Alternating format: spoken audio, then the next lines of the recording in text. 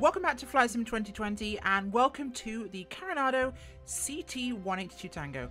This is the latest installment, I should say, from Carenado, one of the renowned companies producing aircraft for both FSX, P3D and Xplane. I say both because FSX and P3D, basically the same back end. Now, the 182 is a fantastic aircraft. It's a durable, fast, kind of family tourer.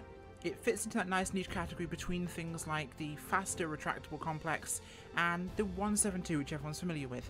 Now, this one is the 235 horsepower turbocharged fuel-injected version. Cruises roughly at 145 knots and has about a range of 970 nautical miles, which is pretty fantastic. The Carenado model comes with the default flight English, I promise, comes with the default G1000 system, of course, like a lot of add-on aircraft recently. Now, normal engine and wind sounds we expect from Carenado aircraft when you open the doors. Being one of the first add-on aircraft to 2020, let's go back inside, it actually has, for the first time, opening doors. Yeah, something I've missed, which even the default planes don't seem to include. But being Carenado, the windows do open, which is a nice feature.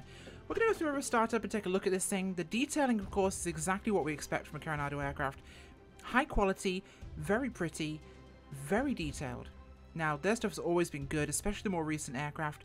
This one especially because it came out so quickly, and it's, whilst technically a port over, it's been done very well.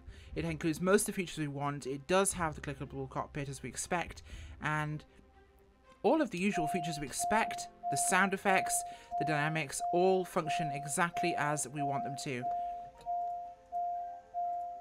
So we'll just actually, there we go, if we can actually make it behave properly.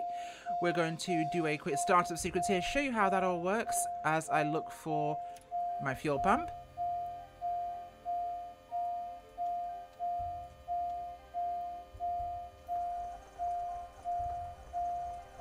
Here we go. If it decides it wants to do it, of course. It doesn't. There's probably something I've forgotten. I'm being special, but this sort of thing does happen. One thing I don't critically like is the fact that you still do get, of course, the screen on when your avionics is off. It's weird, but it's one of those features, I suppose. As we'll go through the startup again. Making a bit of a hash of this one, but you know how it goes. Is it actually recognizing my throttles? It's a flight sim glitch sometimes with your fuel tanks not being noticed as being on. There we go. Oh, hello. Knocked our throttle back as everything comes on for us, and we have our systems fully operational here. Very loud, you'll notice. Weirdly enough, louder than being outside it. That was incorrect. It's just as loud outside. Of course, we have our windows open. You do get the wind noises and sounds, of course. Now a little bit quieter inside. We'll knock that fuel pump down, and that makes things a lot more tolerable in the cockpit. As you heard from the roar of the engine there, this thing does have quite a beefy tractor sound to it. Turbocharged engine, grunty 235 horsepower Lycoming. It definitely has a bit of oomph to it. And in terms of the layout of instruments, I'm quite impressed that they actually managed to include the steam gauges as well here for backups, which is something you've seen a lot of aircraft with a glass cockpit, especially GA ones. And we had the old classic King 140 Autopilot, which is one everybody in flight sim is very familiar with.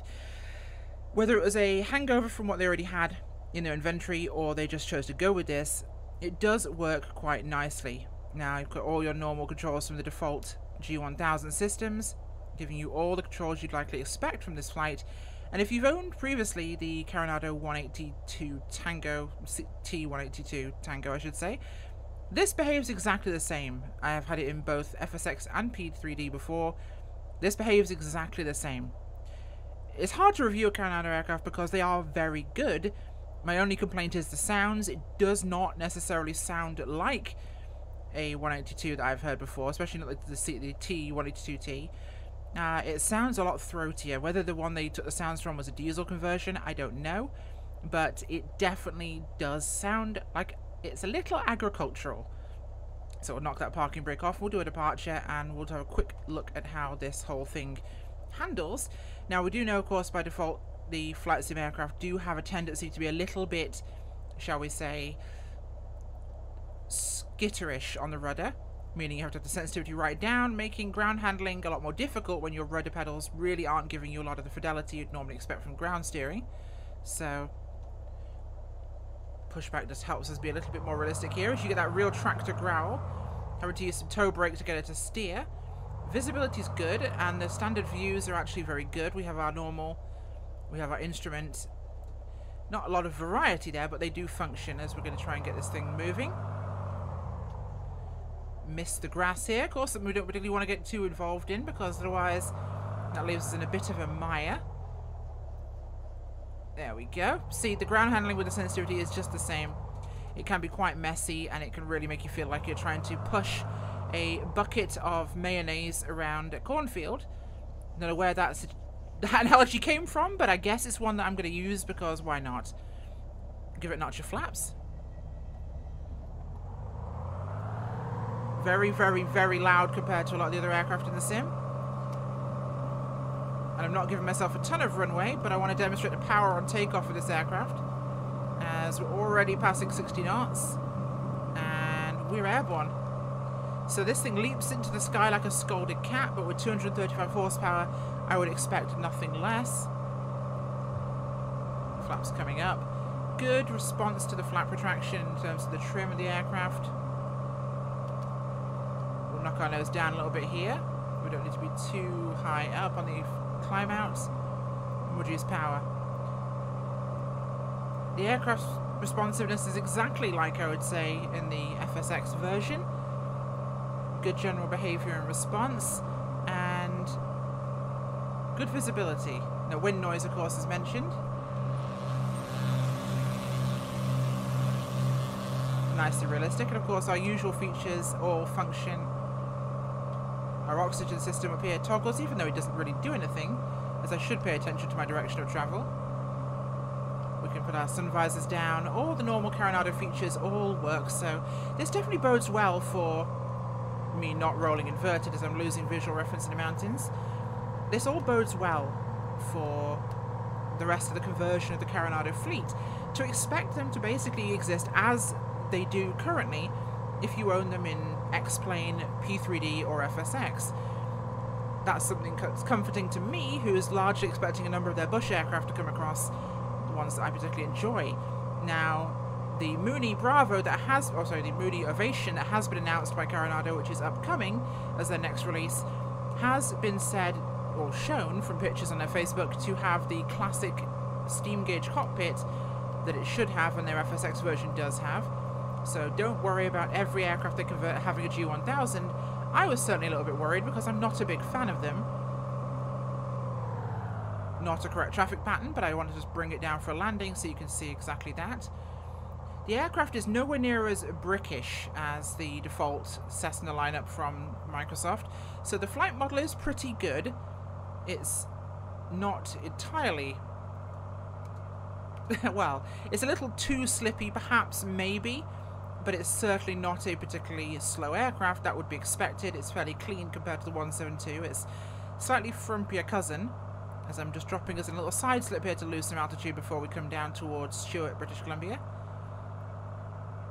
Final approach now. A little bit hairier than one would like, but the aircraft does slip very nicely. Another demonstration of how the flight model is pretty decent, actually, in this regard. That's probably about enough.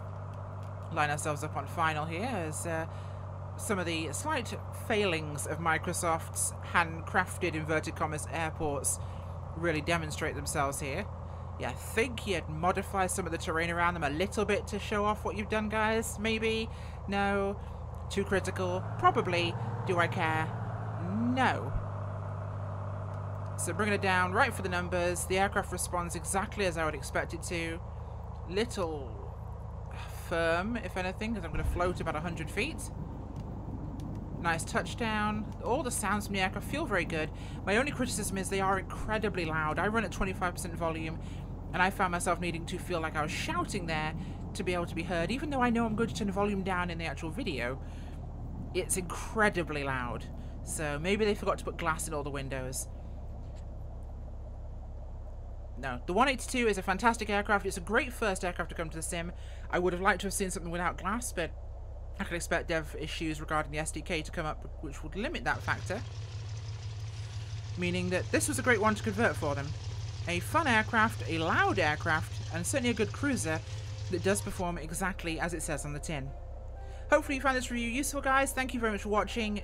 Come back for more. We'll see you next time. Bye!